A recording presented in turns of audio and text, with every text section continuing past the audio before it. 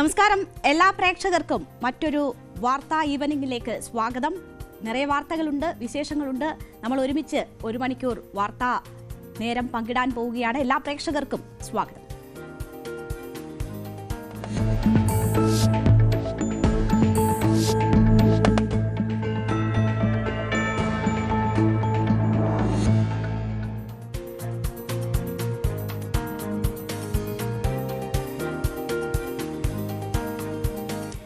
നമ്മൾ പോകുന്നു focus number 1ലേക്ക്. Super സ്റ്റാറിന് മിണ്ടാട്ടമില്ല. നമുക്കറിയാം, മലയാള സിനിമ എന്നാൽ മമ്മൂട്ടിയും മോഹൻലാലുമായിരുന്ന ഒരു കാലത്ത് അവിടെ തൻ്റെ ശക്തമായ കഥാപാത്രങ്ങളിലൂടെ തൻ്റെതായ ഇടം കണ്ടെത്തിയ നടനാണ് സുരേഷ് ഗോപി. അത് അനീതിയെ ചോദ്യം ചെയ്യുന്ന, എന്തും ആരുടെ മുന്നിലും വിളിച്ചു പറയാൻ ധൈര്യമുള്ള ഭരത്ചന്ദ്രൻ IPS പോലെയുള്ള ശക്തമായ കഥാപാത്രങ്ങളാണ് മലയാളികളുടെ മനസ്സിൽ സുരേഷ് ഗോപി എന്ന നടന്റെ പേരെഴുതിയിട്ടത്.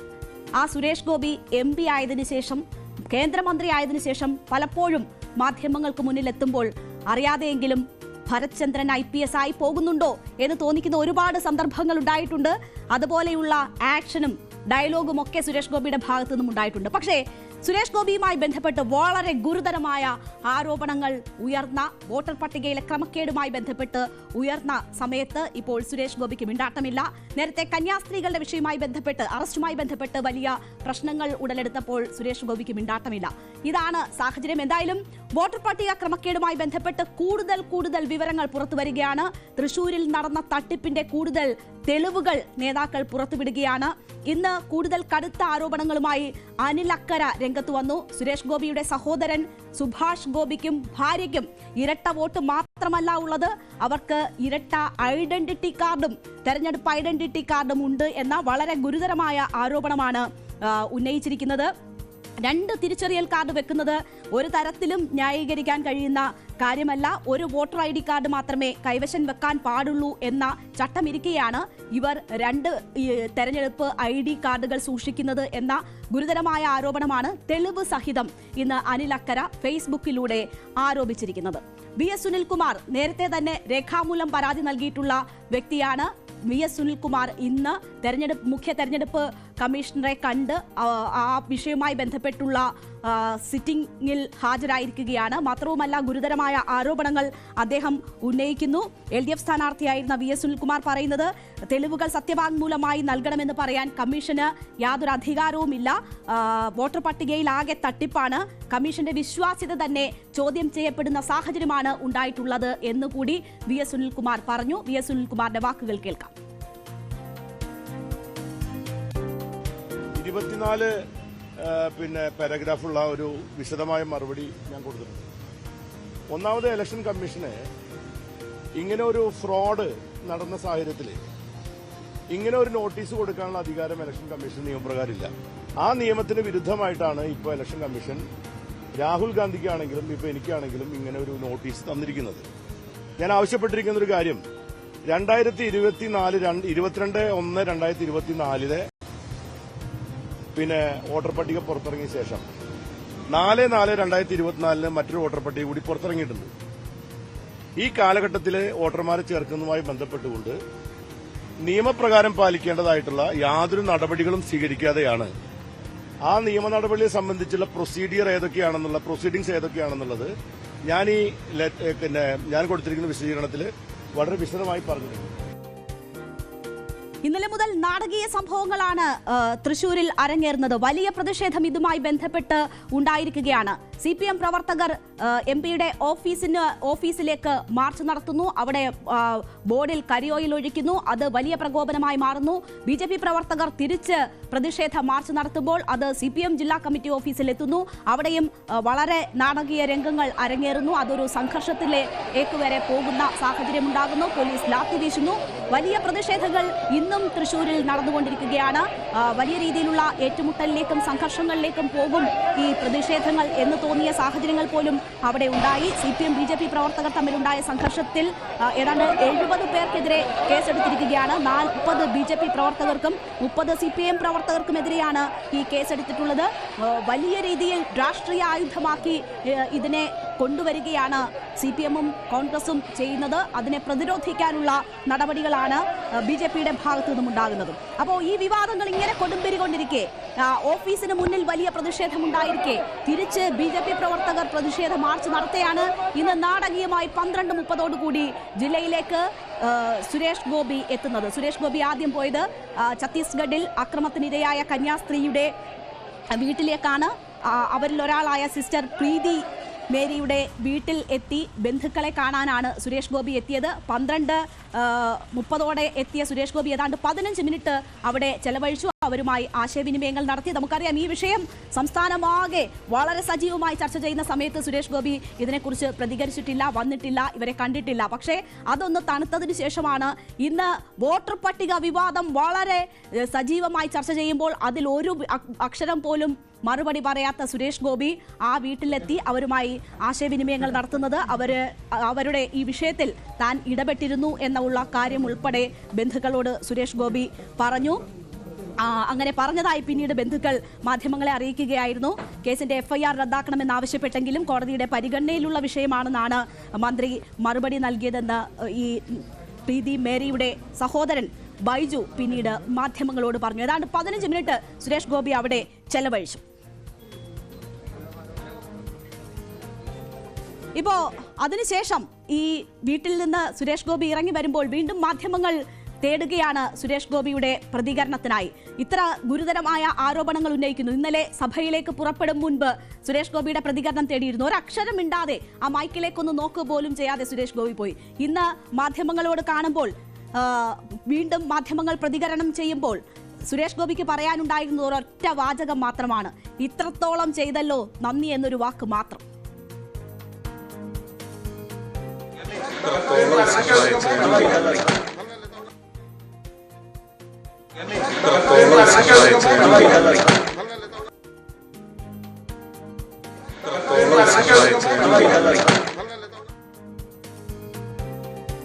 ഇത്രത്തോളം സഹായിച്ചതിന് നന്ദി എന്നതാണ് മാധ്യമങ്ങളോട് സുരേഷ് ഗോപി പറഞ്ഞത്. മാധ്യമങ്ങൾ എന്താണ് ഇതിൽ സഹായിച്ചതെന്നോ ചെയ്തതെന്നോ അദ്ദേഹത്തിന് പറയാനുണ്ടോ? ഈ വാർത്താ സമ്മേളനം നടത്തി ഈ തെളിവുകൾ വോട്ടർ പട്ടിക ക്രമക്കേടുമായി ബന്ധപ്പെട്ട് പുറത്തുവിട്ടത് രാഹുൽ ഗാന്ധിയാണ്. ആ വാർത്താ സമ്മേളനം മാധ്യമങ്ങൾ പുറത്തു കൊണ്ടുവരരുതായിരുന്നു, അല്ലെങ്കിൽ അദ്ദേഹം പറഞ്ഞ കാര്യങ്ങൾ വാർത്തയാക്കരുതായിരുന്നു. തൃശ്ശൂരിലെ ഈ വോട്ടർ പട്ടിക ആരോപണം തെരഞ്ഞെടുപ്പ് സമയത്ത് തന്നെ ഉയർന്നു വന്നതാണ്. അത് അന്ന് വാർത്തയായതാണ്, അന്ന് പരാതി വന്നതാണ്, അതിൽ അന്വേഷണങ്ങളൊന്നും ഉണ്ടായില്ല. ഇപ്പോൾ വോട്ടർ പട്ടിക ക്രമക്കേടിന്റെ വിവരങ്ങൾ പുറത്തു വരുമ്പോൾ, തൃശ്ശൂരിലെ ക്രമക്കേടുമായി ബന്ധപ്പെട്ട കൂടുതൽ വിവരങ്ങൾ വരുമ്പോൾ, അദ്ദേഹം 11 വോട്ട് ചേർത്തതായിട്ടുള്ള വിവരങ്ങൾ വരുമ്പോൾ, അദ്ദേഹത്തിന്റെ ബന്ധുക്കൾ ഇരട്ട വോട്ട് തേടുന്നവരായും അല്ലെങ്കിൽ ഇരട്ട വോട്ടർ ID കാർഡ് കയ്യിലുള്ളവരായിട്ടുമുള്ള ഒക്കെ വാർത്തകൾ വരുമ്പോൾ മാധ്യമങ്ങൾ എന്ത് ചെയ്യണമെന്നാണ്. ഇതിൽ കൂടുതൽ ഇത്രത്തോളം ചെയ്തതിന് നന്ദി എന്നതാണ് അദ്ദേഹം സൂചിപ്പിക്കുന്നത്. എന്തായാലും BJP നേതാക്കൾ ഇന്ന് കുറെ അധികം പ്രതികരണങ്ങൾ ഈ വിഷയവുമായി ബന്ധപ്പെട്ട് നടത്തിയിട്ടുണ്ട്. നമുക്കറിയാം, കഴിഞ്ഞ ദിവസമൊക്കെ വലിയ ആരോപണം സുരേഷ് ഗോപി നേരിടുമ്പോൾ പോലും BJP നേതാക്കൾക്ക് പോലും മൗനമായിരുന്നു ഈ വിഷയത്തിൽ. ദേശീയ തലത്തിൽ തന്നെ ഈ വിഷയം കോൺഗ്രസ് വലിയ രീതിയിൽ ആയുധമാക്കുകയാണ്. തെരഞ്ഞെടുപ്പ് കമ്മീഷൻ മറുപടി പറയുന്നില്ല. കേന്ദ്ര നേതാക്കൾ ഈ വിഷയത്തിൽ കോൺഗ്രസിനെ അധിക്ഷേപിക്കുന്നതല്ലാതെ കൃത്യമായ മറുപടി നൽകുന്നില്ല. കേരളത്തിൽ ഈ വിഷയം സജീവമാകുമ്പോൾ സംസ്ഥാന നേതൃത്വത്തിനും അത്തരം ഒരു സാഹചര്യം തന്നെയായിരുന്നു ഉണ്ടായിരുന്നത്, അല്ലെങ്കിൽ അത്തരം ഒരു സമീപനം തന്നെയായിരുന്നു ഈ വിഷയവുമായി ബന്ധപ്പെട്ടുണ്ടായിരുന്നത്. പക്ഷേ ഇന്ന് രാജീവ് ചന്ദ്രശേഖർ ഉൾപ്പെടെയുള്ളവർ രംഗത്ത് വരികയാണ്. നിങ്ങൾ കോടതിയിൽ പോകൂ എന്നതാണ് രാജീവ് ചന്ദ്രശേഖർ പറയുന്നത്. തെരഞ്ഞെടുപ്പ് കമ്മീഷനോട് ചോദിക്കൂ, അല്ലെങ്കിൽ കോടതിയിൽ പോകൂ എന്നതാണ് പറയുന്നത്. ഒരു കാര്യം ശ്രദ്ധിക്കണം, രാജീവ് ചന്ദ്രശേഖർ ഇതൊന്നും ഇല്ലാത്തതാണ് എന്നോ ഇതിനെ പൂർണ്ണമായും നിഷേധിക്കാനോ തയ്യാറായിട്ടില്ല എന്നത് കാണണം. BJP സംസ്ഥാന അധ്യക്ഷന്റെ പ്രതികരണം കേൾക്കാം. ഈ ഇലക്ഷൻ അടുത്ത് വരുമ്പോൾ ഓരോരോ ഇങ്ങനെ നാടകം അത് രാഹുൽ ഗാന്ധിയും ചെയ്യും, നമ്മുടെ ബഹുമാനപ്പെട്ട മുഖ്യമന്ത്രിയും ചെയ്യും. അതാണ് ഇന്ന് നടക്കുന്നത്. അങ്ങനെ എന്തെങ്കിലും ഒരു ജെന്യുവിൻ ഗ്രീവൻസ് ഉണ്ടെങ്കിൽ അവർ ഇതിനു വേണ്ടി കോൺസ്റ്റിറ്റ്യൂഷൻ, ഭരണഘടനയിലെ ഇൻസ്റ്റിറ്റ്യൂഷൻസ് ഉണ്ടല്ലോ, കോർട്ടുണ്ട്, ഇലക്ഷൻ കമ്മീഷൻ ഉണ്ട്, അവിടെ പോയിട്ട് പരാതി കൊടുക്കട്ടെ. ഇങ്ങനെ ഓരോരോ ഇഷ്യൂസ് എടുത്ത് ജനങ്ങളെ ശ്രദ്ധ തിരിക്കാൻ അവർ ശ്രമിക്കുന്നു. അതില് നിങ്ങൾ പെടരുത് എന്നാണ് എന്റെ ഒരു അഭ്യർത്ഥന. അപ്പോൾ ഇങ്ങനെ എന്തെങ്കിലും ആരെങ്കിലും കണ്ടിട്ടുണ്ടെങ്കിൽ ജനങ്ങളെ വിഡ്ഢിയാക്കാൻ ശ്രമിക്കരുത്.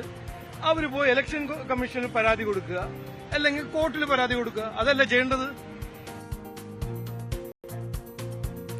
എന്തായാലും വളരെ പരിഹാസ രൂപേണയുള്ള ഒരു പ്രതികരണമാണ് മുൻ സംസ്ഥാന അധ്യക്ഷന്റെ ഭാഗത്തു നിന്ന് കൂടി ഉണ്ടാകുന്നത്. ഇന്നലെ അവിടെ CPM-ഉം BJP-യും തമ്മിലുള്ള നേർക്കുനേർ ഏറ്റുമുട്ടലിലേക്ക് വരെ കാര്യങ്ങൾ എത്തിയ സാഹചര്യത്തിലാണ് BJP നേതാക്കൾ പ്രതികരണവുമായി എത്തുന്നത്. BJP-ക്കുള്ളിൽ തന്നെ ഇതുമായി ബന്ധപ്പെട്ട് ചില വിമർശനങ്ങൾ കൂടി ഉയർന്നിട്ടുണ്ട് എന്നതാണ് മനസ്സിലാക്കുന്നത്. അപ്പോൾ കെ സുരേന്ദ്രൻ പറയുന്നു 60,000 വോട്ടൊക്കെ ചേർത്തിട്ടുണ്ട്, അത് കണ്ടുപിടിക്കാൻ അന്ന് കഴിഞ്ഞില്ലെങ്കിൽ പോയി കെട്ടിത്തൂങ്ങി ചത്തൂടെ എന്നതാണ് മറ്റ് രാഷ്ട്രീയ പാർട്ടി നേതാക്കളോട് കെ സുരേന്ദ്രന് ചോദിക്കാനുള്ള കാര്യം. ഒപ്പം തന്നെ 29-ലും 34-ലും ഒക്കെ ഗജവീരൻ പട്ടം ചുമത്തി സുരേഷ് ഗോപി ഉണ്ടാകും എന്ന ഒരു തഗ് ഡയലോഗ് കൂടി സുരേന്ദ്രന്റെ ഭാഗത്തു നിന്നുമുണ്ടായി.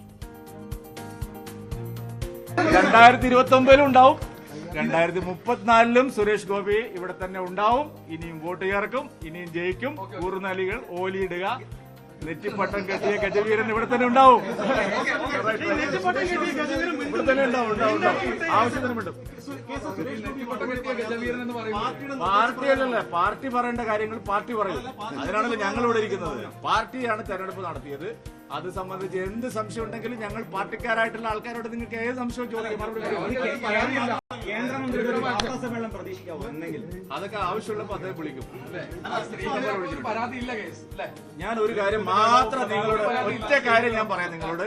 സുരേഷ് ഗോപിക്കെതിരെ നിങ്ങൾ എന്തെല്ലാം UDF-ഉം LDF-ഉം എന്തെല്ലാം പറഞ്ഞിട്ടുണ്ടോ, ബൂമറാങ് പോലെ അതൊക്കെ തിരിച്ചടിക്കാം.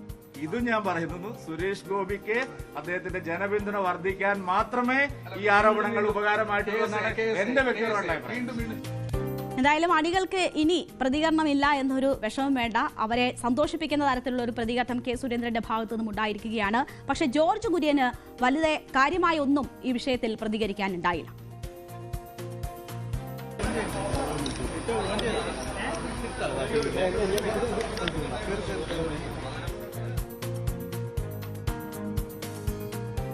കൈകൾ കൊണ്ടൊന്നുമില്ല എന്നൊരാംഗ്യം കാണിച്ച് ജോർജ് കുര്യൻ കടന്നു പോകുന്നതാണ് നമ്മൾ കണ്ടത്. കന്യാസ്ത്രീ വിഷയവുമായി ബന്ധപ്പെട്ടൊക്കെ സംസ്ഥാന നേതൃത്വം പറയുന്നതായിരുന്നില്ല കേന്ദ്രമന്ത്രി, ന്യൂനപക്ഷ മന്ത്രിയായിരുന്ന ജോർജ് കുര്യന്റെ പ്രതികരണം. അതൊക്കെ വലിയ വിവാദമാവുകയൊക്കെ ചെയ്ത ഒരു സാഹചര്യമുണ്ട്. അതുകൊണ്ട് തന്നെ അദ്ദേഹം കുറച്ച് റിസർവ്ഡ് ആയിട്ട് ഒന്നും പറയാനില്ല എന്ന് പറഞ്ഞ് പോവുകയായിരുന്നു. എന്തായാലും പ്രതിപക്ഷം വലിയ രീതിയിൽ ഈ വിഷയം ഉന്നയിക്കുകയാണ്. BJP വോട്ട് കൊള്ള നടത്തിക്കൊണ്ടാണ് തൃശൂർ വിജയിച്ചിരിക്കുന്നത് എന്ന തരത്തിൽ അവർ രാഷ്ട്രീയമായി തന്നെ അതിനെ ഉപയോഗപ്പെടുത്തുകയാണ്. ഈ വിഷയങ്ങളിൽ മറുപടി പറയാനുള്ള ബാധ്യത സുരേഷ് ഗോപിക്കുണ്ട് എന്നതാണ് പ്രതിപക്ഷ നേതാവ് VD സതീശൻ ചൂണ്ടിക്കാട്ടിയ കാര്യം. സുരേഷ് ഗോപി ഇങ്ങനെ മൗനം നടിക്കുന്നത് കാര്യമായി ഒന്നും പറയാനില്ലാത്തത് കൊണ്ടാണ് എന്നുകൂടി പ്രതിപക്ഷ നേതാവ് പറഞ്ഞു.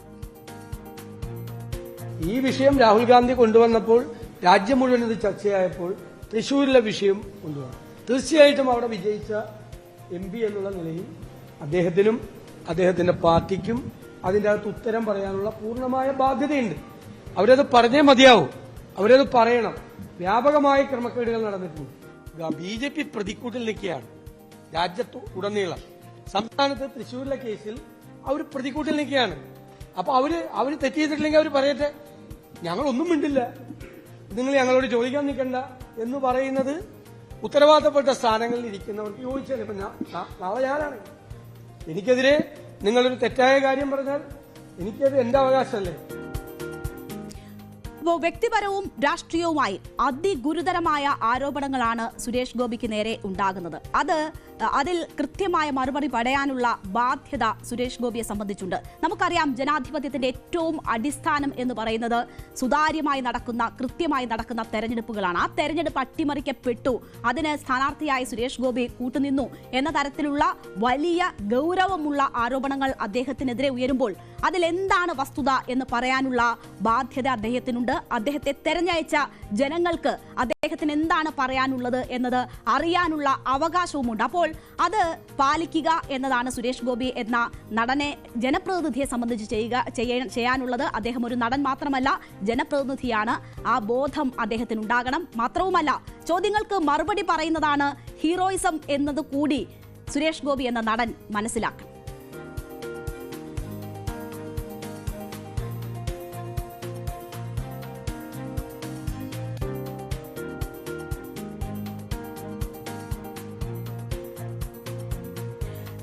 നമ്മൾ പോകുന്നു ഫോക്കസ് നമ്പർ 2-ലേക്ക്. റോസമ്മ കൂട്ടുപ്രതിയോ? നമുക്കറിയാം, ആലപ്പുഴ പള്ളിപ്പുറത്തെ സെബാസ്റ്റ്യൻ ഒരു സൈക്കോ ക്രിമിനൽ ആണ് എന്ന കാര്യം നമുക്ക് വ്യക്തമായിട്ടുണ്ട്. 6 വർഷത്തെ ഇടവേളകളിൽ അയാൾ 4ഓളം സ്ത്രീകളെ അപായപ്പെടുത്തിയിട്ടുണ്ട് എന്നതിന്റെ സൂചനകളാണ് വരുന്നത്. 4 സ്ത്രീകൾ കാണാമറയത്താണ്. അവരെ സംബന്ധിച്ചുള്ള വിവരങ്ങളില്ല. അവരെ സെബാസ്റ്റ്യൻ കൊലപ്പെടുത്തിയിട്ടുണ്ടാകാം എന്നതാണ് അന്വേഷണ സംഘത്തിന്റെ നിഗമനം. പക്ഷേ അത് തെളിയിക്കുന്ന വിവരങ്ങൾ ലഭ്യമായിട്ടില്ല. ജയനമ്മയുടേതെന്ന് കരുതുന്ന മൃതദേഹ അവശിഷ്ടങ്ങൾ കിട്ടിയിട്ടുണ്ട്. അത് വിശദമായ പരിശോധനയ്ക്ക് DNA പരിശോധനയ്ക്ക് അയച്ചിരിക്കുകയാണ്. മറ്റ് കാണാതായ സ്ത്രീകളെ സംബന്ധിച്ചും അന്വേഷണം നടന്നു വരികയാണ്. സെബാസ്റ്റ്യന്റെ കസ്റ്റഡി 1 ദിവസം കൂടി നീട്ടിക്കിട്ടിയിട്ടുണ്ട് അന്വേഷണ സംഘത്തിന്. പക്ഷേ ഒരു ഫലവുമില്ല.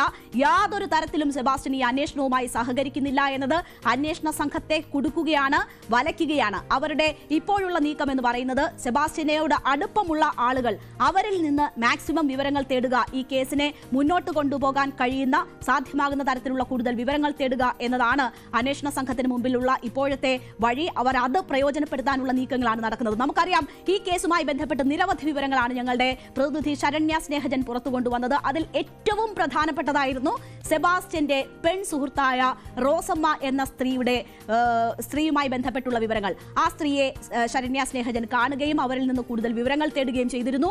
സെബാസ്റ്റ്യനെ അറിയാമെന്നതും ഐഷയെ അറിയാമെന്നതും ഐഷയുടെ തിരോധാനത്തിന് പിന്നിൽ സെബാസ്റ്റ്യന് പങ്കുണ്ട് എന്നതും അവരെ കാണാതായതിനു ശേഷവും അവരുടെ ഫോണിൽ നിന്ന് കോൾ വന്നിട്ടുണ്ട് തുടങ്ങിയ നിരവധി തുറന്നു പറച്ചിലുകൾ റോസമ്മ നടത്തി. അതിനെ തുടർന്ന് റോസമ്മയുടെ വീട്ടിൽ പിന്നീട് പരിശോധനകളും മറ്റും നടക്കുന്നത് നമ്മൾ കണ്ടതാണ്. ഗ്രൗണ്ട് പെനട്രേറ്റിംഗ് റഡാർ ഉപയോഗിച്ചുള്ള പരിശോധന വരെ റോസമ്മയുടെ വീട്ടിൽ നടന്നു. അപ്പോൾ റോസമ്മയ്ക്ക് സെബാസ്റ്റ്യനുമായി നല്ല അടുത്ത ബന്ധമുണ്ട് എന്നത് ഇതുവരെ പുറത്തു വന്ന കാര്യമാണ്. പക്ഷേ ഇപ്പോൾ കുറച്ചുകൂടി കാര്യങ്ങൾ പുറത്തു വരികയാണ്.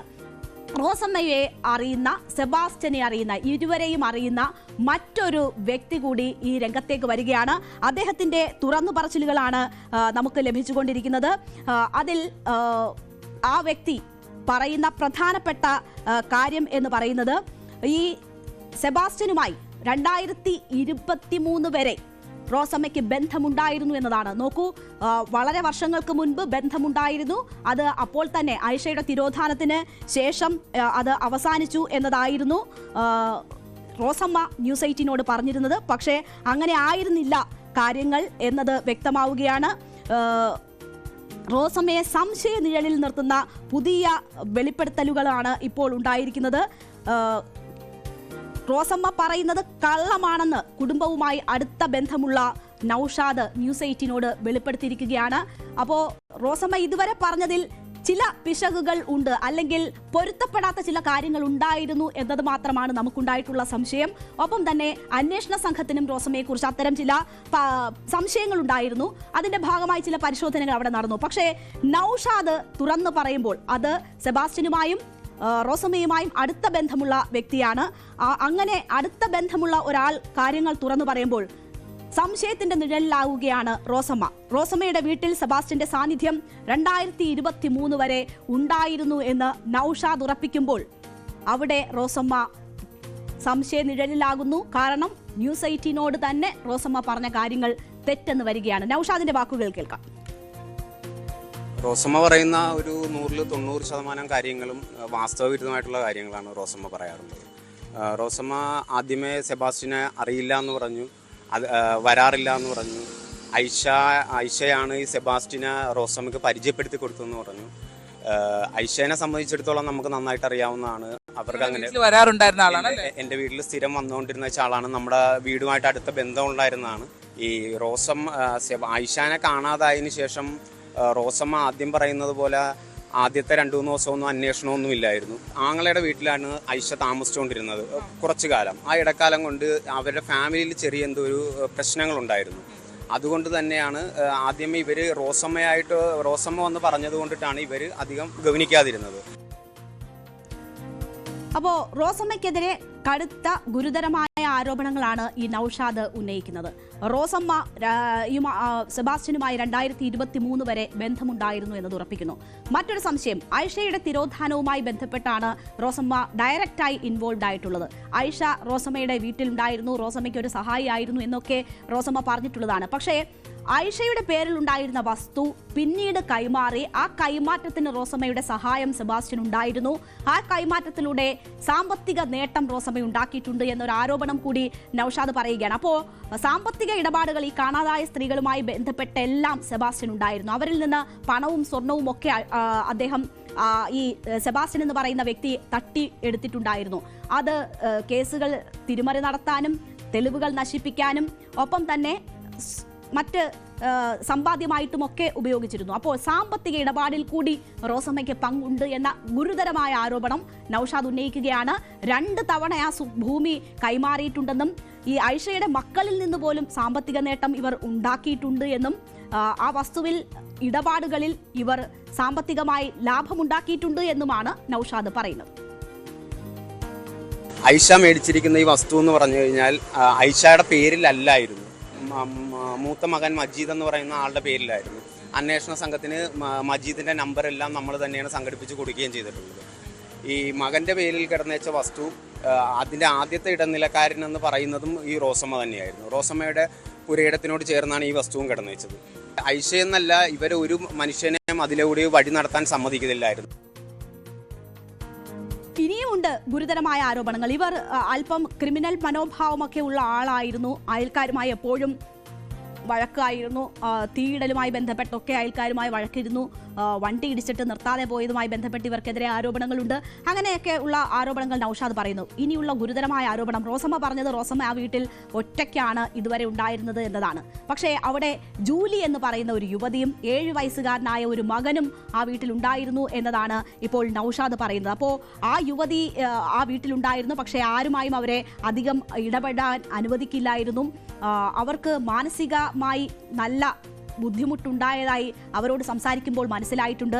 ആ സ്ത്രീ എവിടെയെന്ന് അന്വേഷിക്കണം, അവർക്ക് എന്തെങ്കിലും സംഭവിച്ചിട്ടുണ്ടോ എന്ന് അന്വേഷിക്കണം എന്നുകൂടി നൌഷാദ് പറയുകയാണ്. അപ്പോൾ 4 സ്ത്രീകളുടെ തിരോധാനമാണ് ഇതുവരെ നമുക്ക് മുന്നിൽ ഉണ്ടായിട്ടുള്ളതെങ്കിൽ ജൂലി എന്ന് പറയുന്ന ഒരു സ്ത്രീ കൂടി അതിലേക്ക് വരുന്നു. അവർ ഇപ്പോൾ എവിടെ എന്ന ഒരു സംശയം കൂടി നൌഷാദ് ഉന്നയിക്കുന്നു. സെബാസ്റ്റ്യൻ വരുമായിരുന്നു. സെബാസ്റ്റ്യനെ കുറിച്ചൊക്കെ ഏറ്റവും കൂടുതൽ അറിയാവുന്നതും റോസമ്മേനെ പോലെ തന്നെ ആ വീട്ടിൽ എന്തൊക്കെയാണ് നടക്കുന്നത് അറിയാവുന്ന ജൂലി എന്ന് പറയുന്ന ഒരു പെൺകുട്ടി ഉണ്ടായിരുന്നു ആ വീട്ടിൽ. എൻ്റെ ഓർമ്മ ശരിയാണ്, 8ാം ക്ലാസ്സിലോ 7ാം ക്ലാസ്സിലോ പോളി ഫാമിലി സ്കൂളിൽ പഠിക്കുന്ന ഒരു മകനും ഉണ്ടായിരുന്നു അവിടെ. ഐഷയുടെ തിരോധാന സമയത്ത് മുതൽ ജൂലി അവിടെ ഉണ്ട് എന്നാണ് എൻ്റെ ഓർമ്മ. എന്തായാലും ഒരു 2 വർഷങ്ങൾക്ക് ഇപ്പുറമായിട്ട് ജൂലി എന്ന ഒരു പെണ്ണിനെ കുറിച്ച് വേറെ അവിടെ ആർക്കും ഒന്നും അറിയത്തില്ല. അവർ യഥാർത്ഥത്തിൽ ആ ദുരൂഹതയും കൂടി മാറേണ്ടതാണ്.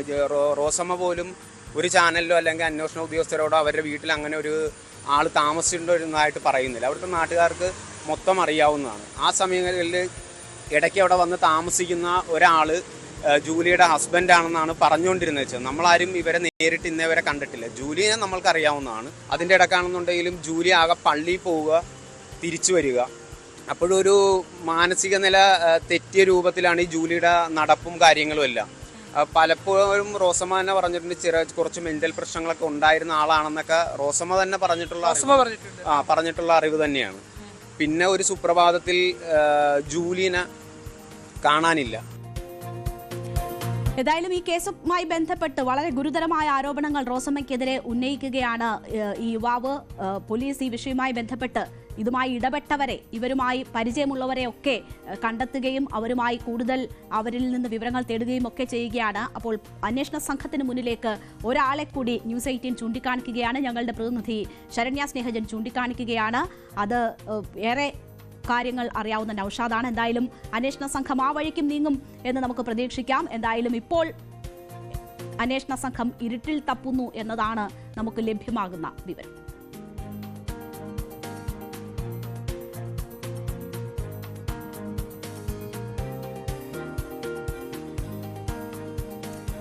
ട്രംപിന്റെ തണലിൽ വീണ്ടും ഇന്ത്യക്കെതിരെ പാക് പ്രകോപനം ഉണ്ടായിരിക്കുകയാണ്. അസീം മുനീറിനും ബിലാവൽ ഭൂട്ടോയ്ക്കും പിന്നാലെ ഷഹബാസ് ഷെരീഫ് തന്നെ ഇന്ത്യക്കെതിരെ പ്രകോപനപരമായ പ്രസ്താവനകളുമായി രംഗത്തെത്തിയിരിക്കുകയാണ്. പാകിസ്ഥാന്റെ വെള്ളം തടയാൻ ഇന്ത്യക്ക് അധികാരമില്ലെന്നും അതൊരു യുദ്ധപ്രഖ്യാപനമായി കാണും എന്നതുമാണ് പാകിസ്ഥാൻ പ്രധാനമന്ത്രി ഷഹബാസ് ഷെരീഫ് ചൂണ്ടിക്കാട്ടുന്നത്. നമുക്കറിയാം, ഇന്ത്യയുടെ ഏറ്റവും വലിയ തിരിച്ചടിയായിരുന്നു, പാകിസ്ഥാന് കൊടുത്ത തിരിച്ചടിയായിരുന്നു സിന്ധുവിലെ ജലം തടഞ്ഞുകൊണ്ടുള്ള നടപടി. എന്തായാലും അത് പാകിസ്ഥാനെ പൊള്ളിക്കുന്നു എന്ന് തന്നെ വേണം കണക്കിലാക്കാൻ.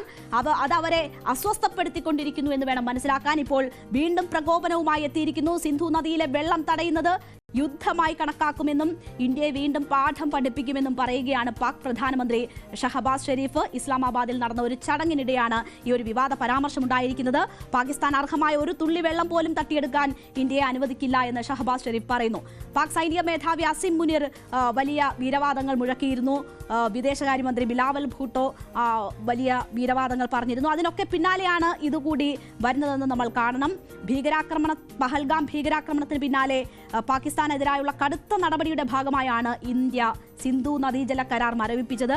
ഈ വിഷയം മുൻനിർത്തിക്കൊണ്ടാണ് ഇപ്പോൾ ഷഹബാസ് ഷെരീഫ് കടുത്ത ഭാഷയിൽ ഇന്ത്യക്കെതിരെ രംഗത്ത് വരുന്നത്.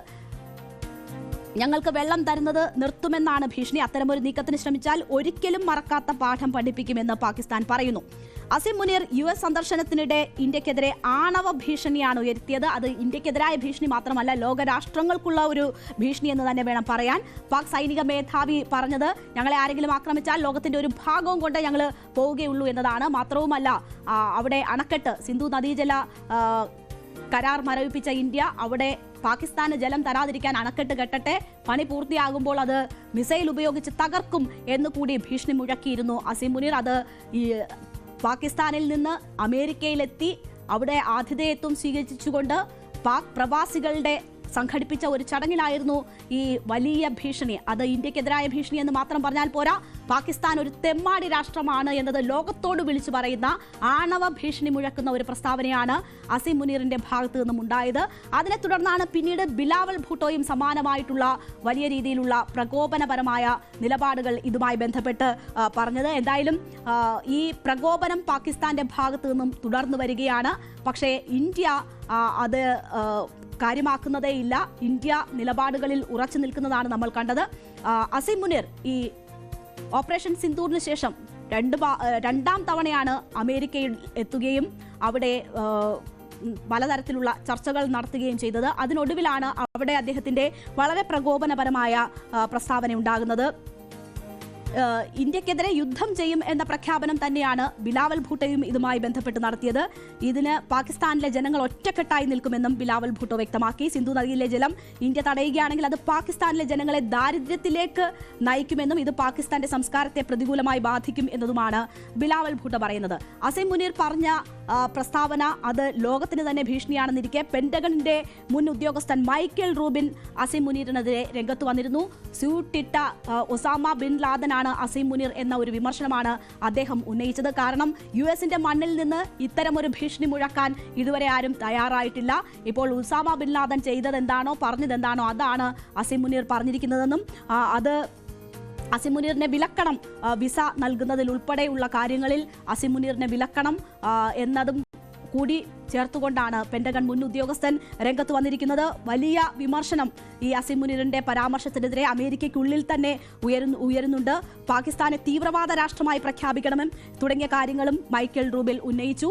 കാരണം അമേരിക്കയുടെ മണ്ണിൽ നിന്നുകൊണ്ട് ലോകത്തിന്റെ പകുതി ആണവായുധങ്ങൾ ഉപയോഗിച്ച് നശിപ്പിക്കും എന്ന തരത്തിലുള്ളൊരു ഭീഷണി അത് ആരെ ലക്ഷ്യം വെച്ച് പറഞ്ഞതാണെങ്കിലും അതൊരു തീവ്രവാദ പ്രവർത്തനത്തിന് സമാനമായിട്ടുള്ള അല്ലെങ്കിൽ അതിനെ എൻഡോസ് ചെയ്യുന്ന ഒരു നടപടിയായിട്ട് കാണണം എന്ന ഒരു കാര്യമാണ് സൂചിപ്പിക്കപ്പെടുന്നത്. എന്തായാലും ഇതുമായി ബന്ധപ്പെട്ട് രണ്ടാം തവണ വീണ്ടും അസിം മുനീർ അവിടെ എത്തുമ്പോൾ അത് ചില ബിസിനസ് താല്പര്യങ്ങളുമായി കൂടി ബന്ധപ്പെട്ടുകൊണ്ടാണ്. അത് ട്രംപും അസിം മുനീറും തമ്മിലുള്ള വ്യക്തിപരമായ ചില ഇടപാടുകളുടെ കൂടി ഭാഗമാണ്. ആ തണലിൽ നിന്നുകൊണ്ടാണ് അസിം മുനീർ അമേരിക്കയുടെ മണ്ണ് തന്നെ ഉപയോഗിച്ച് ഇന്ത്യക്കെതിരെ ഭീഷണികൾ ഉയർത്തുന്നത്. ട്രംപിന്റെ മരുമകനും മറ്റുമായുള്ള ബിസിനസ് പങ്കാളിയാണ് അസിം മുനീർ. ആ ബിസിനസ് സൗഹൃദവും മറ്റും ഉപയോഗിച്ച് പാകിസ്ഥാന്റെ മണ്ണ് ട്രംപിന്റെ ബന്ധുക്കൾക്ക് ബിസിനസ്സിനുള്ള വേദിയാക്കുമ്പോൾ ആ ഒരു സഹായവും അല്ലെങ്കിൽ ആ ഒരു അവസരവും ഒക്കെ മുതലെടുത്തുകൊണ്ടാണ് ഇന്ത്യക്കെതിരായ ഭീഷണി അസിം മുനീറിന്റെ ഭാഗത്തു നിന്നും ഉണ്ടാകുന്നത്. എന്തായാലും പാകിസ്ഥാൻ മുഴക്കുന്ന ഈ വീരവാദങ്ങൾ കരുതലോടുകൂടി തന്നെയാണ് ഇന്ത്യ കാണുന്നത്. അതിൽ വളരെ കരുതലോടുള്ള മറുപടി മാത്രമേ ഇന്ത്യയുടെ ഭാഗത്തു നിന്നും ഉണ്ടാകൂ. ബാക്കിയൊക്കെ ലോകം കാണട്ടെ, പാകിസ്ഥാന്റെ തനിനിറം എന്ന മട്ടിൽ തള്ളിക്കളയുകയാണ് ഇന്ത്യ.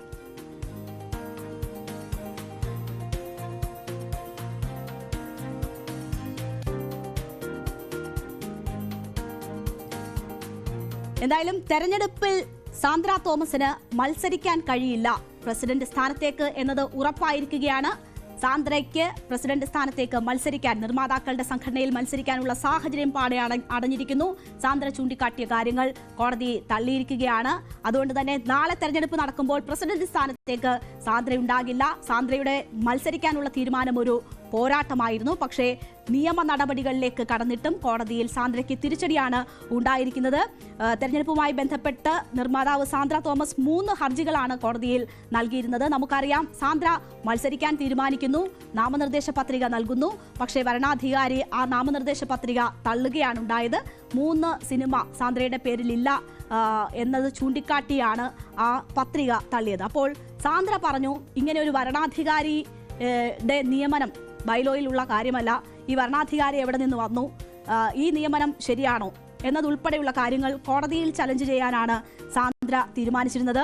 3 ഹർജികൾ നൽകി. ബൈലോയിൽ ഇല്ലാത്ത വരണാധികാരിയുടെ നിയമനം റദ്ദാക്കുക, പ്രസിഡന്റ് സ്ഥാനത്തേക്കുള്ള തെരഞ്ഞെടുപ്പ് നിർത്തിവെക്കുക, കോടതിയുടെ മേൽനോട്ടത്തിൽ തെരഞ്ഞെടുപ്പ് നടത്തുക എന്നീ ആവശ്യങ്ങളാണ് സാന്ദ്ര ഈ ഹർജികളിൽ ചൂണ്ടിക്കാട്ടിയിരുന്നത്. ഈ ആവശ്യങ്ങൾ ഉന്നയിച്ചുകൊണ്ടാണ് കോടതിയിൽ ഹർജി നൽകിയിരുന്നത്. പക്ഷേ കോടതി അത് തള്ളിയിരിക്കുകയാണ്. അപ്പോൾ നാളെ തന്നെ തെരഞ്ഞെടുപ്പ് നടക്കുമെന്നത് ഉറപ്പായി. കഴിഞ്ഞ ദിവസങ്ങളിലൊക്കെ സുദീർഘമായ വാദം ഇതുമായി ബന്ധപ്പെട്ട് നടന്നു. പക്ഷേ സാന്ദ്രയെ കേട്ടില്ല കോടതി എന്ന് വേണം മനസ്സിലാക്കാൻ. സാന്ദ്രയുടെ വാദങ്ങൾ കോടതി തള്ളിയിരിക്കുകയാണ്. കോടതി വിധിയെ മാനിക്കുന്നു എന്നാണ് സാന്ദ്ര തോമസ് ഇതുമായി ബന്ധപ്പെട്ട് പറഞ്ഞിരിക്കുന്നത്. പക്ഷേ ഇനി സാന്ദ്രയുടെ മുന്നിലുള്ള ഒരു സാധ്യത എന്ന് പറയുന്നത് ഈ നോമിനേഷൻ പിൻവലിച്ച നടപടിയെ ചോദ്യം ചെയ്ത് സാന്ദ്ര കോടതിയിൽ ഒരു ഹർജി നൽകിയിരുന്നു. പക്ഷേ ആ ഹർജി പരിഗണിക്കുകയോ അത് തള്ളിക്കളയുകയോ ചെയ്തിട്ടില്ല. പക്ഷേ നാളെ തെരഞ്ഞെടുപ്പ് നടക്കുന്ന സാഹചര്യത്തിൽ അത് അടിയന്തരമായി പരിഗണിക്കുന്നു എന്നൊരു ഘട്ടമില്ല. അതുകൊണ്ട് തന്നെ മത്സരിക്കാനാകില്ല എന്നത് ഉറപ്പിച്ചിരിക്കുകയാണ്. ഈ ഘട്ടത്തിൽ ഇനി നിയമ നടപടികളുമായി മുന്നോട്ടില്ല എന്ന് സാന്ദ്ര പറയുന്നു. പക്ഷേ പോരാട്ടം തുടരാൻ തന്നെ സാന്ദ്ര തീരുമാനിച്ചിട്ടുണ്ട്. കാരണം എക്സിക്യൂട്ടീവ് കമ്മിറ്റിയിലേക്ക് നോമിനേഷൻ കൊടുത്തിട്ടുണ്ട്, അവിടെ എത്തും, ആ മത്സരത്തിൽ പങ്കെടുക്കും എന്ന് സാന്ദ്ര പറയും. ഹർജി തള്ളി എന്ന് പറയുന്നത് 3 ഇൻ്ററിം പെറ്റീഷൻസ് കൊടുത്തിരുന്നു. ഒന്ന്, ഈ വരണാധികാരി എൻ്റെ അപ്പോയിൻമെൻറ്റിനെ സംബന്ധിച്ചും അത് ശരിയല്ല, അത് മാറ്റണം. കാര്യം അങ്ങനൊരു അപ്പോയിൻമെൻറ്റ് നടന്നിട്ടില്ല, നമ്മുടെ ബൈലോ പ്രകാരം അങ്ങനൊരു അപ്പോയിൻമെൻറ്റ് ഇല്ല. കൂടാതെ ഒരു ജനറൽ ബോഡിയിലും അങ്ങനൊരു തീരുമാനവുമായിട്ടില്ല. അപ്പോൾ അതുകൊണ്ട് തന്നെ ഈ വരണാധികാരിയുടെ അപ്പോയിൻമെൻറ്റ് ശരിയല്ല എന്ന് പറഞ്ഞിട്ടുള്ള ഒരു ആപ്ലിക്കേഷൻ കൊടുത്തിരുന്നു. അതുപോലെ തന്നെ കോടതി ഇടപെട്ട് ഈ എലക്ഷൻ നടത്തണം എന്നുള്ളതായിരുന്നു രണ്ടാമത്തത്. മൂന്നാമത്തത് എൻ്റെ ആപ്ലിക്കേഷനായിരുന്നു. ഈ ഭരണാധികാരിയുമായി ബന്ധപ്പെട്ട് ഉണ്ടായിരുന്ന എൻ്റെ ആപ്ലിക്കേഷൻ. ഈ 3 കാര്യമാണ് ഇപ്പോൾ തള്ളി എന്ന് പറയുന്നത്. ഇതിൽ എൻ്റെ നോമിനേഷൻ തള്ളിയതിന് ഇതുവരെ വന്നിട്ടില്ല. നോമിനേഷൻ തള്ളിയതിൻ്റെ കൊടുത്തേക്കുന്ന വേറെ സൂട്ടാണ്, അതിൻ്റെ റിസൾട്ട് ഇതുവരെയും വന്നിട്ടില്ല, അത് പെൻഡിങ്ങിലാണ്. ഈ ആദ്യം കൊടുത്ത വരണാധികാരിക്കെതിരെ കൊടുത്ത ഈ 3 ആപ്ലിക്കേഷനാണ് തള്ളിയതായിട്ട് ഇപ്പം അറിഞ്ഞിരിക്കുന്നത്. എന്തായാലും സാന്ദ്രയുടെ ഹർജി തള്ളിയത് ആഘോഷമാക്കുകയാണ് സംഘടനയിൽ സാന്ദ്രയ്ക്കെതിരെ നിലപാടെടുത്തവർ. സാന്ദ്രയുടെ വാദങ്ങളെല്ലാം കോടതി തള്ളി. ഇനി കോടതിക്കെതിരെ യുദ്ധം നയിക്കുമോ എന്നതുൾപ്പെടെയുള്ള പരിഹാസവും സാന്ദ്രയ്ക്കെതിരെ മുഴക്കുന്നു സുരേഷ് കുമാറും ഒപ്പം തന്നെ ലിസ്റ്റിൻ സ്റ്റീഫൻ. അല്ല, പ്രൊഡ്യൂസർ അസോസിയേഷന്റെ മെമ്പേഴ്സിനെതിരെ പരാതിയായിരുന്നു. അത് കഴിഞ്ഞിട്ട് പ്രൊഡ്യൂസർ അസോസിയേഷനെതിരെ പരാതിയായിരുന്നു, ഭരണാധികാരിക്കെതിരെ പരാതിയായിരുന്നു, ബൈലോയ്ക്കെതിരെ പരാതിയായിരുന്നു. ഇനിയിപ്പോൾ കോടതിയും തെറ്റാണോ എന്ന് പറയുമെന്ന് അറിയത്തില്ല.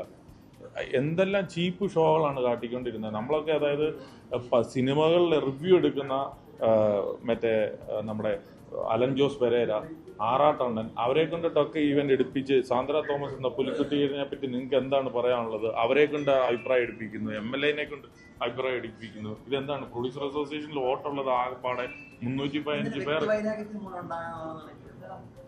തീർച്ചയായിട്ടും ആൾക്കെന്തോ ഫ്രസ്ട്രേഷൻസ് വന്നതാണെന്നോ ഞങ്ങളുടെ ഒരു പൂർണ്ണ വിശ്വാസം. അല്ലെങ്കിൽ ഇങ്ങനെ എല്ലാവർക്കും എതിരെ തുറന്നടിച്ചിട്ട് ഇങ്ങനെ പറയേണ്ട ഒരു കാര്യമുള്ള കേസല്ലല്ലോ.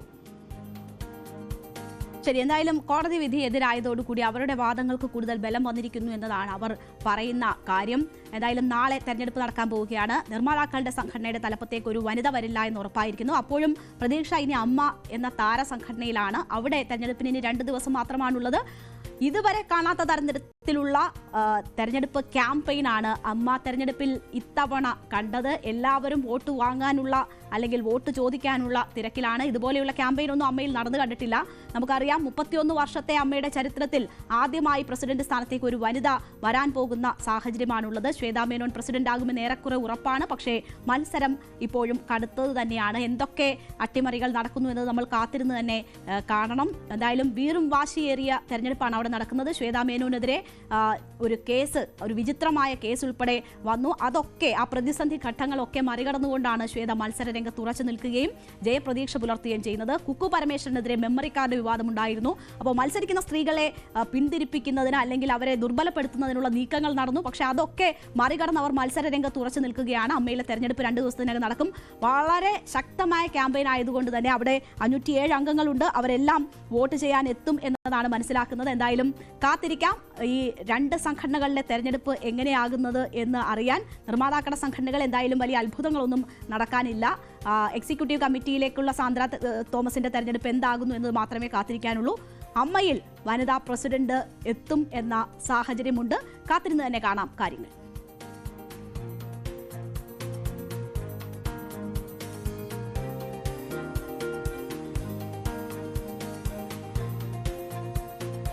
തവനൂർ പിടിക്കാൻ ജലീൽ മസ്റ്റോ എന്നതാണ് ഉയരുന്ന സംശയം. കാരണം വിരമിക്കൽ പ്രഖ്യാപിച്ചിരുന്നതാണ് മത്സര രംഗത്ത് നിന്ന് KT ജലീൽ. പക്ഷേ ആ ജലീൽ വീണ്ടും തവനൂരിൽ തന്നെ മത്സരിക്കും എന്നതിന്റെ സാഹചര്യങ്ങളാണ് ഉള്ളത്. നമുക്കറിയാം നിയമസഭാ തെരഞ്ഞെടുപ്പുമായി ബന്ധപ്പെട്ട് മുന്നണികളിൽ നടക്കുന്ന ഒരുക്കങ്ങൾ, റിപ്പോർട്ടുകൾ അത് അപ്പോൾ തന്നെ പ്രേക്ഷകരിലേക്ക് ന്യൂസ് 18 കൊണ്ടുവരുന്നുണ്ട്.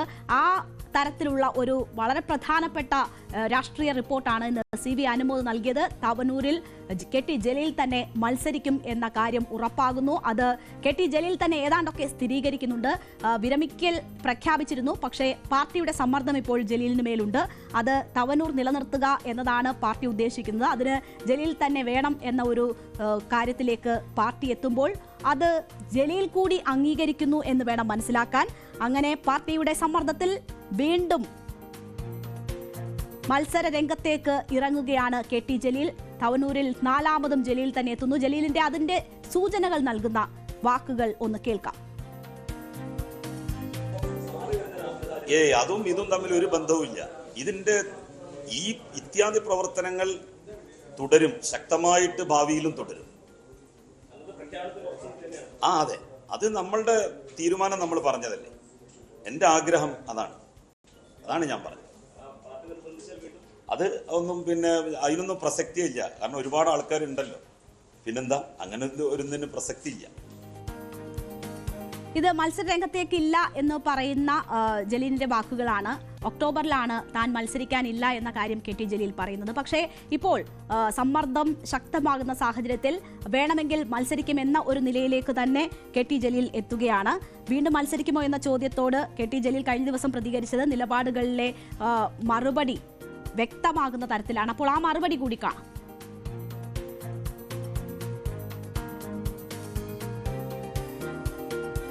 ശരി, എന്തായാലും ചില സൂചനകൾ ബാക്കി വെച്ചുകൊണ്ടാണ് KT ജലീൽ എന്തായാലും മാധ്യമങ്ങളോട് സംസാരിച്ചത്. അത് മത്സരിക്കാനുള്ള സാധ്യതകൾ നിലനിർത്തുന്നതായിരുന്നു.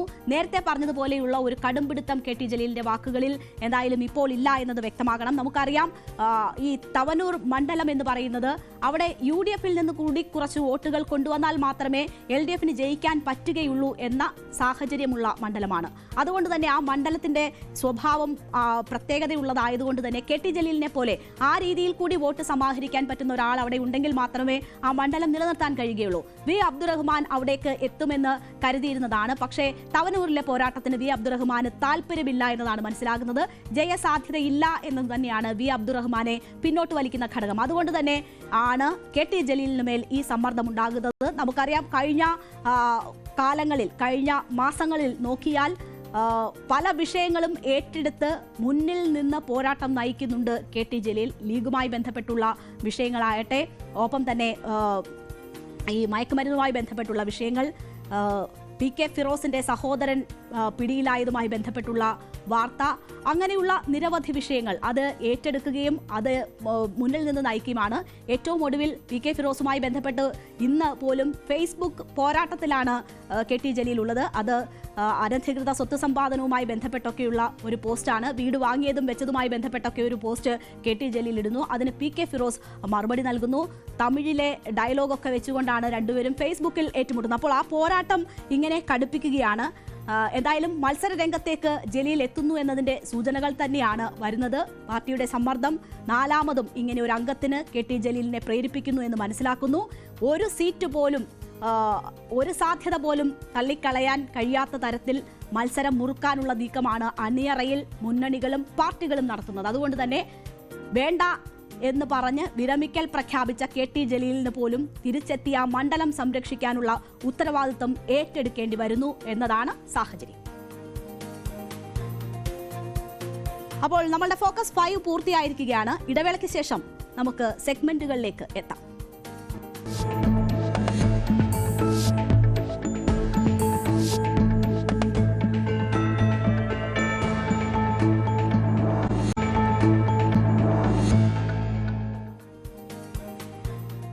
തിരുവനന്തപുരം ബാലരാമപുരത്ത് 2.5 വയസ്സുകാരിയായ ഒരു പെൺകുഞ്ഞിനെ കിണറ്റിലെറിഞ്ഞു കൊന്ന സംഭവം വളരെ ഞെട്ടലോടെ കേരളം കേട്ട വാർത്തയാണ്.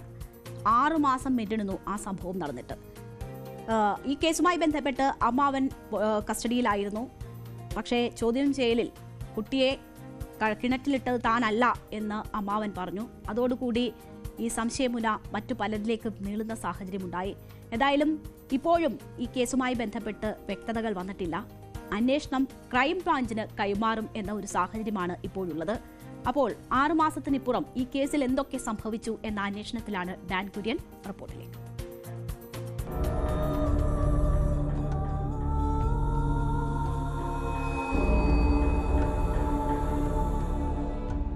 തിരുവനന്തപുരം ബാലരാമപുരത്തിന് സമീപം കോട്ടുകാൽക്കോണം എന്ന സ്ഥലത്ത് കഴിഞ്ഞ ജനുവരി മാസം 30-ാം തീയതി പുലർച്ചെ കേരളത്തെ മുഴുവൻ നടുക്കിയ ഒരു സംഭവമുണ്ടായി.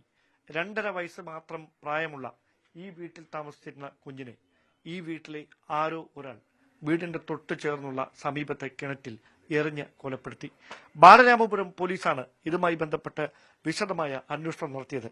പക്ഷേ മാസങ്ങൾ അന്വേഷണം നടത്തിയിട്ടും കേസുമായി ബന്ധപ്പെട്ട് ആ കുട്ടിയുടെ ഈ 2.5 വയസ്സുകാരിയുടെ അമ്മാവൻ ഹരികുമാറിനെ പോലീസ് ഏറെ ദിവസങ്ങൾ വിവിധ തരങ്ങളിൽ ചോദ്യം ചെയ്തിട്ടും എന്തിനാണ് ഇങ്ങനെ ഒരു കൃത്യം ചെയ്തതെന്നോ ആരാണ് ഇങ്ങനെ ഒരു കൃത്യം ചെയ്തതോ എന്ന കാര്യത്തിൽ ഇപ്പോഴും ഒരു വ്യക്തത കൈവന്നിട്ടില്ല. വിശദമായ അന്വേഷണത്തിൽ ആദ്യം ഹരികുമാർ പോലീസിന് മുമ്പിൽ കുറ്റം സമ്മതിച്ചെങ്കിലും പിന്നീട് ഇയാൾ മാനസികാസ്വാസ്ഥ്യം പ്രകടിപ്പിക്കുകയും മൊഴി പരസ്പര വിരുദ്ധമായി പറയുകയും ചെയ്തതോടെയാണ് അന്വേഷണം തന്നെ വഴിമുട്ടുന്ന ഒരു സാഹചര്യത്തിലേക്ക് കാര്യങ്ങൾ എത്തിയത്. അങ്ങനെയാണ് ഈ ഹരികുമാറിന്റെ സഹോദരിയും ആ കുട്ടിയുടെ അമ്മയുമായ ശ്രീധുവിനെ പോലീസ് വിശദമായി കസ്റ്റഡിയിലെടുത്ത് ചോദ്യം ചെയ്യുന്നത്. സാമ്പത്തിക തട്ടിപ്പുമായി ബന്ധപ്പെട്ട് വ്യാജരേഖ ചമച്ചതിനുൾപ്പെടെ ശ്രീധുവിനെതിരെ ബാലരാമപുരം പോലീസും മാരായമുട്ടം പോലീസും വിശദമായ അന്വേഷണം നടത്തുന്ന ഒരു സാഹചര്യമുണ്ടായി. ഈ വീടിന് പിന്നിലെ ആ കാട് പിടിച്ച് കിടക്കുന്ന സ്ഥലത്തുള്ള ആ സ്ഥലത്തെ ആ കിണറിനുള്ളിലാണ് ഈ 2.5 വയസ്സുകാരിയെ ഏതാണ്ട് ജനുവരി മാസം 30-ാം തീയതി പുലർച്ചെ ഈ എറിഞ്ഞ് കൊന്ന നിലയിൽ കാണപ്പെട്ടത്. പിന്നീട് ഇതുമായി ബന്ധപ്പെട്ട് വലിയ തരത്തിലുള്ള അന്വേഷണം റൂറൽ SP ഉൾപ്പെടെയുള്ള ഉദ്യോഗസ്ഥർ നേരിട്ട് അതുമായി ബന്ധപ്പെട്ട അന്വേഷണത്തിന് നേതൃത്വം നൽകുന്ന സാഹചര്യമൊക്കെ ഉണ്ടായി. പക്ഷേ ഇപ്പോഴും ഈ കൊലപാതകം നടത്തിയത് ആര് എന്ന ചോദ്യത്തിന് വ്യക്തമായ ഒരു ഉത്തരം കണ്ടെത്താൻ പോലീസിന് കഴിയാത്ത ഒരു സാഹചര്യത്തിലാണ് ഈ അന്വേഷണം ക്രൈംബ്രാഞ്ചിന് കൈമാറുന്ന കാര്യം ഏതാണ്ട് ഒരു ധാരണയിലേക്ക് ഇപ്പോൾ എത്തിയിരിക്കുന്നതും. കാരണം ഈ ഹരികുമാറിനെ വിശദമായി ചോദ്യം ചെയ്യുമ്പോൾ ഇയാളുടെ ഭാഗത്ത് നിന്ന് ലഭിക്കുന്ന മൊഴി പലപ്പോഴും പരസ്പര വിരുദ്ധമാകുകയും ഈ കൃത്യത്തിലേക്ക് നയിച്ച സാഹചര്യം എന്താണ് എന്നതിനെക്കുറിച്ച് വ്യക്തമായ ഒരു ഉത്തരം ഹരികുമാറിന്റെ ഭാഗത്ത് നിന്ന് ലഭിക്കാതിരിക്കുകയും ചെയ്യുന്ന ഒരു പശ്ചാത്തലത്തിലാണ് അന്വേഷണം തന്നെ വഴിമുട്ടുന്ന ഒരു സാഹചര്യം ഉണ്ടായത്. ആ പശ്ചാത്തലത്തിലാണ് ഈ കേസിന്റെ അന്വേഷണം വിശദമായ തുടരന്വേഷണമൊക്കെ നടത്തേണ്ടത് അനിവാര്യമായിരിക്കുന്ന ഒരു സാഹചര്യത്തിൽ ക്രൈംബ്രാഞ്ചിന് കൈമാറുന്ന ഒരു സാഹചര്യം, അതുമായി ബന്ധപ്പെട്ട കൂടിയാലോചനകളിലേക്ക് അന്വേഷണ സംഘം എത്തിച്ചേർന്നിരിക്കുന്നു. എന്തായാലും ആ 2.5 വയസ്സുകാരിയുടെ ഓർമ്മകൾ തളം കെട്ടി നിൽക്കുന്ന ഒരു സ്ഥലം തന്നെയാണ് ഈ വീടിന്റെ പരിസരം. കാരണം ഈ വീടിന്റെ പരിസരത്തായി അവളുടെ കുഞ്ഞുടുപ്പുകൾ അടക്കം വിവിധ സ്ഥലങ്ങളിലായി കൂട്ടിയിട്ടിട്ടുണ്ട്. കാരണം 2.5 വയസ്സ് മാത്രം പ്രായമുള്ള ഈ അയൽവാസികൾക്കൊക്കെ സുപരിചിതയായിരുന്ന, എപ്പോഴും അവരെ കണ്ട് ചിരിച്ചിരുന്ന, അവരൊരുപാട് കൊഞ്ചിച്ചിരുന്ന, എല്ലാവരുടെയും സ്നേഹം പിടിച്ചുപറ്റിയിരുന്ന ദേവേന്ദു ജനുവരി 30-ാം തീയതി 29-ാം തീയതി വൈകിട്ട് വരെ ഈ സമീപവാസികളൊക്കെ കണ്ടതാണ് അവിടെ. കാരണം തൊട്ട് വീടുകളുള്ള ഒരു സ്ഥലമാണിത്.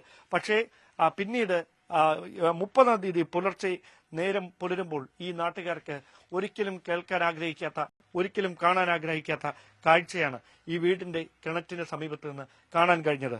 അന്ന് കേരളം ഒരുപാട് ചർച്ച ചെയ്തതാണ് എന്താണ് ഈ കൊലപാതകത്തിലേക്ക് നയിച്ച സാഹചര്യമെന്ന്. അതിന് കൃത്യമായ ഉത്തരം പോലീസിന്റെ വിശദമായ അന്വേഷണത്തിലും കണ്ടെത്താൻ കഴിയാത്ത ഒരു സാഹചര്യം. അതായത് ഇതുമായി ബന്ധപ്പെട്ട് ഹരികുമാറിനുമായി ബന്ധപ്പെട്ട് പോലീസ് വിശദമായ അന്വേഷണം നടത്തുകയും മാനസികാരോഗ്യ വിദഗ്ധരുടെ അടക്കം സാന്നിധ്യത്തിൽ കാര്യങ്ങൾ ഹരികുമാറിൽ നിന്ന് ചോദിച്ചറിയാൻ ശ്രമിക്കുകയൊക്കെ ചെയ്തപ്പോൾ കൃത്യമായ ഉത്തരമായിരുന്നില്ല പലപ്പോഴും ചോദ്യങ്ങളോട് ഹരികുമാർ നൽകിയിരുന്നത്. മാത്രവുമല്ല, ഇയാൾ പലപ്പോഴും മാനസികാസ്വാസ്ഥ്യം പ്രകടിപ്പിക്കുകയും ചെയ്യുന്ന ഒരു സാഹചര്യമുണ്ടായി. അങ്ങനെയാണ് ഹരികുമാർ തന്നെയാണോ ഈ കൊലപാതകം നടത്തിയിരിക്കുന്നത് എന്ന കാര്യത്തിൽ പോലീസിന് പിന്നീട് അങ്ങോട്ട് ബലമായ സംശയം ഉണ്ടായത്. ആ സംശയമാണ് ഒടുവിൽ ഈ കുഞ്ഞിന്റെ അമ്മയിലേക്ക് എത്തി നിന്നത്.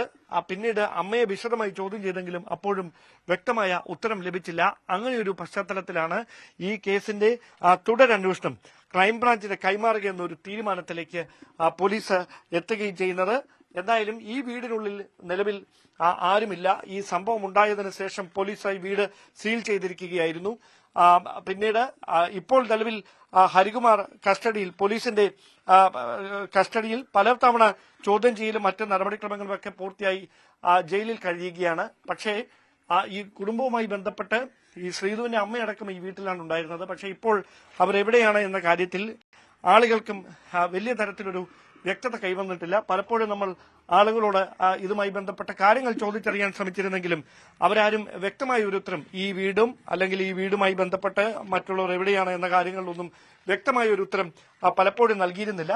എന്തായാലും കേരളത്തെ മുഴുവൻ നടുക്കിയ ഒരു സംഭവമാണിത്. ആ ഒരു കേസിലാണ് ഈ പോലീസിന്റെ അന്വേഷണം ക്രൈംബ്രാഞ്ചിന് കൈമാറുന്ന തരത്തിലേക്ക് കാര്യങ്ങൾ ഇപ്പോൾ എത്തിച്ചേരുകയും ചെയ്യുന്നത്. എന്തായാലും ആരാണ് ഈ ദേവേന്ദിന്റെ മരണത്തിന് ഉത്തരവാദി, എന്താണ് അതിലേക്ക് നയിച്ച കാരണം, ഇതടക്കമുള്ള കാര്യങ്ങളിലൊക്കെ ഒരു വ്യക്തത കൈവരേണ്ടതുണ്ട്. അതുമായി ബന്ധപ്പെട്ട അന്വേഷണം പോലീസ് മാസങ്ങളോളം നടത്തിയിട്ടും അത് കണ്ടെത്താൻ കഴിയാത്ത ഒരു പശ്ചാത്തലത്തിലാണ് ഇപ്പോൾ ഈ അന്വേഷണം ക്രൈംബ്രാഞ്ചിന് കൈമാറുക എന്നൊരു തീരുമാനത്തിലേക്ക് അവരെത്തുന്ന. ഇപ്പോൾ ചില പ്രദേശവാസികൾ ഇവിടെ ഉണ്ട്, നമുക്ക് അവരോട് തന്നെ ചോദിക്കാം.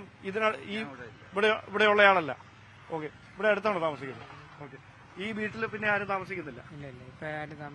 ഇല്ല. അതിനുശേഷം ഈ വീട് തുറന്നിട്ടില്ല അല്ലേ? അവരെവിടെയാണ്? എന്തെങ്കിലും വിവരം? നമുക്കൊരു വിവരം അറിയത്തില്ല. പോലീസ് ഇടയ്ക്ക് വരാറുണ്ടോ? ഇല്ല, ഇതുവരെയ്ക്കും വന്നിട്ടില്ല. പിന്നെ വന്നിട്ടില്ല. ഓക്കെ. ഈ ഹരികുമാറിന്റെ സഹോദരി, ഈ കുട്ടിയുടെ അമ്മയെ പിന്നെ കണ്ടിട്ടുണ്ടോ? കണ്ടിട്ടില്ല. അവര് ആദ്യം പറയണത് ഒരു സൗകര്യമില്ല എന്ന് പറഞ്ഞാൽ അവന്റെ സൗകര്യനെ പുറത്താക്കിയെന്ന് പറയുന്നു. സ്റ്റേഷനിൽ വെളിയിലാക്കിയെന്ന് പറയുന്നു. സ്റ്റേഷനിൽ വെളിയിലാക്കിയെന്ന് പറയുന്നുണ്ട്. നമ്മളെ പറ്റി നമുക്ക് അറിയത്തില്ല. എവിടാന്ന് അറിയത്തില്ല അല്ലേ? എല്ലാരും നമുക്ക് അറിയുന്നുള്ള ആൾക്കാർ തന്നെ ഇവിടെ ഇരിക്കുന്നത്. ഇവിടെ അടുത്താണോ താമസിക്കുന്നത്? ഞാൻ ഇവിടെ ദൂരെയാണ്, 1 കിലോമീറ്റർ. പിന്നെ അതിന് ശേഷം ഒന്നും അറിയാൻ പാടില്ല ഇവിടെ. പിന്നെ അങ്ങനെ ഒരു വിവരം പറ്റിയൊന്നുമില്ല, വരക്കൊന്നുമില്ല, അറിയാക്കില്ല. ഞാൻ അടച്ചിട്ടിരിക്കുന്നു. പിന്നെ ആരുമില്ല. അടച്ചങ്ങനെ ഇട്ടിരിക്കുകയാണ്. കോടതിയിൽ നിന്ന് ഇവിടെ പുറത്താക്കിയെന്ന് നമ്മൾ അറിഞ്ഞു. അതായത് അവര് പുറത്തിറങ്ങിയെന്ന് നമ്മൾ അറിയാം. അതങ്ങനെ കാണിക്കേണ്ട കാര്യം നമുക്ക് പറയാനും പറ്റില്ല. തിരിഞ്ഞു നോക്കാനൊന്നുമില്ല. പോലീസ് വരാറില്ല? ഇല്ല, വരാറില്ല. നമ്മള് ജോലിക്ക് പോയി. ഇപ്പൊ ഇന്ന് മാത്രമാണ് ഇവിടെ ഫ്രീ ആയിട്ടുള്ളൂ. ഇന്ന് മാത്രമാണ് ഇവിടെ നിൽക്കുള്ളൂ. ജോലിയോട്ടൊക്കെ പോകും. അങ്ങനെയാണ്. പെണ്ണിനെ ഇറക്കി വിട്ടു എന്ന് പറയുന്ന കേട്ട്, എന്ന് ഇറക്കി വിട്ടെന്ന് പറഞ്ഞു. ആ തെണ്ടത്തിനെ കാണിക്കുന്നതാണ്. പിന്നെ ഇത് പോറ്റിയൊക്കെ എന്നുള്ള ഒരു സംസാരത്തിലേക്ക് ഇറക്കി വിട്ടു. അപ്പോൾ അത്തരത്തിലാണ് കാര്യങ്ങൾ. അതായത് ഇവർ എവിടെയാണ് എന്നതിനെ സംബന്ധിച്ച് ഈ തൊട്ട് അയൽപക്കങ്ങളിൽ താമസിക്കുന്ന ആളുകൾക്ക് പോലും ഇപ്പോഴും വ്യക്തമായൊരു ധാരണയില്ല. അതുകൊണ്ട് തന്നെയാണ് ഈ കേസിൽ, അതായത് എന്താണ് ഈ കുഞ്ഞിന്റെ, ഈ 2.5 വയസ്സ് മാത്രം പ്രായമുള്ള ദേവേന്ദുവിന്റെ മരണത്തിലേക്ക് നയിച്ചത്, ഈ കൊലപാതകത്തിലേക്ക് നയിച്ചതിന്റെ കാരണം എന്താണ് എന്ന് കണ്ടെത്തേണ്ടതൊരു അനിവാര്യതയായി മാറുന്നത്. അതോടൊപ്പം തന്നെ പ്രധാനപ്പെട്ടതാണ് ആരാണ് ഈ കൊലപാതകത്തിന് പിന്നിൽ. ആദ്യം ഇതുമായി ബന്ധപ്പെട്ട് ഒരുപാട് സംശയങ്ങൾ ഉണ്ടെന്നതിന് പിന്നാലെയാണ് ഹരികുമാറിനെ കസ്റ്റഡിയിലെടുക്കുകയും ചോദ്യം ചെയ്യുകയും അറസ്റ്റ് രേഖപ്പെടുത്തുകയും ഒക്കെ ചെയ്യുന്നത്. പക്ഷേ ഇപ്പോഴും ഹരികുമാറാണ് ഈ കൊലപാതകം നടത്തിയിരിക്കുന്നത് എന്ന് തെളിയിക്കാൻ കഴിയുന്ന സബ്സ്റ്റാൻഷ്യലായിട്ട് കോടതിയിൽ നിലനിൽക്കുന്ന തെളിവുകളൊന്നും പോലീസിന് ലഭിച്ചിട്ടില്ല കൃത്യമായി. അതുകൊണ്ട് തന്നെയാണ് ക്രൈംബ്രാഞ്ചിന്റെ വിശദമായ അന്വേഷണം ഈ കേസിൽ അനിവാര്യമായി മാറുന്നതും. അങ്ങനെ ഒരു പശ്ചാത്തലത്തിൽ ക്രൈംബ്രാഞ്ചിന്റെ പ്രത്യേക അന്വേഷണ സംഘം ഈ കേസ് ഏറ്റെടുക്കുകയാണെങ്കിൽ ഒരുപക്ഷെ ഇതുമായി ബന്ധപ്പെട്ട് സംശയനിരയിലുണ്ടായിരുന്ന കുടുംബവുമായി ബന്ധമുള്ള മറ്റാളുകളെ കൂടി ചോദ്യം ചെയ്യുന്ന സാഹചര്യം വരും. ശ്രീധുവിനെ അടക്കം, കുഞ്ഞിന്റെ അമ്മ ശ്രീധുവിനെ അടക്കം വിശദമായി വീണ്ടും ചോദ്യം ചെയ്യും. ഇതിലേക്ക് നയിച്ച മോട്ടീവ് എന്താണ് അത് കൃത്യമായി കണ്ടെത്തുക എന്നതാണ് പ്രധാനപ്പെട്ട ഒരു ദൌത്യം. ആ ദൌത്യം ക്രൈംബ്രാഞ്ച് ഈ കേസ് ഏറ്റെടുക്കുന്നതോടുകൂടി ഇതിൽ ഈ ദുരൂഹത ഉണർത്തുന്ന എന്നാൽ ഇപ്പോഴും വെളിച്ചം കാണാത്ത കൃത്യമായ തെളിവുകൾ പുറത്തുവരികയും ദേവേന്ദുവിന്റെ മരണത്തിന്റെ ഉത്തരവാദികളെ നിയമത്തിന് മുന്നിൽ എത്തിക്കാൻ കഴിയുമെന്നുമാണ് പോലീസിന്റെയും പ്രതീക്ഷ. ക്യാമറമാൻ അരുണിനൊപ്പം ഡാൻ കുര്യൻ, ന്യൂസ് 18. 2.5 വയസ്സ് മാത്രം പ്രായമുള്ള ഒരു പിഞ്ച് കുഞ്ഞിന്റെ മരണം നടന്ന 6 മാസം പിന്നിട്ടിട്ടും ആരാണ് അതിന് പിന്നിലെന്ന വ്യക്തത പോലീസിന് കൈവന്നിട്ടില്ല എന്നതാണ് മനസ്സിലാകുന്നത്. നോക്കൂ, ആ കുടുംബം ഇത്ര അടുത്തടുത്ത വീടുകളിൽ കഴിഞ്ഞവരാണ്. ആ കുടുംബം തന്നെ അവിടുന്ന് അപ്രത്യക്ഷമായിരിക്കുകയാണ്. ആരെക്കുറിച്ചും അവിടുത്തുകാർക്കൊന്നും ഒരറിവുമില്ലാത്ത ഒരു സാഹചര്യം. ആ കുഞ്ഞിന് നീതി കിട്ടണമെങ്കിൽ അവർ നിയമത്തിന് മുന്നിലേക്ക് വരണം. പക്ഷേ ഇവിടെ ഇനി ശാസ്ത്രീയ പരിശോധനകളിലേക്ക് കടക്കുകയാണ് പോലീസ് എന്നാണ് മനസ്സിലാകുന്നത്.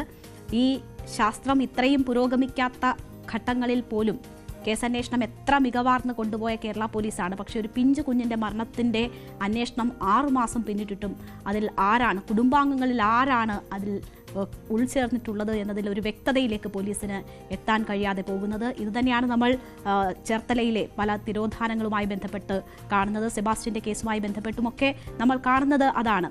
അപ്പോൾ എന്തായാലും ഈ കുഞ്ഞിന് നീതി കിട്ടണമെന്ന കാര്യത്തിൽ സംശയമില്ല. ഇനി ക്രൈംബ്രാഞ്ച് കേസ് അന്വേഷണം ഏറ്റെടുക്കുമെന്ന വിവരങ്ങൾ വരുന്നു. അപ്പോഴേക്ക് സാഹചര്യങ്ങൾ മാറുമോ എന്നത് കാത്തിരുന്ന് തന്നെ കാണാം. എന്തായാലും ഇന്നത്തെ നമ്മളുടെ സമയം ഇവിടെ അവസാനിക്കുകയാണ്. നേരം വൈകുന്നേരം പൂർണ്ണമാവുകയാണ്. ഇടവേളയ്ക്ക് ശേഷം ലൈവ് at 6 കാണാം. എല്ലാ പ്രേക്ഷകർക്കും നന്ദി.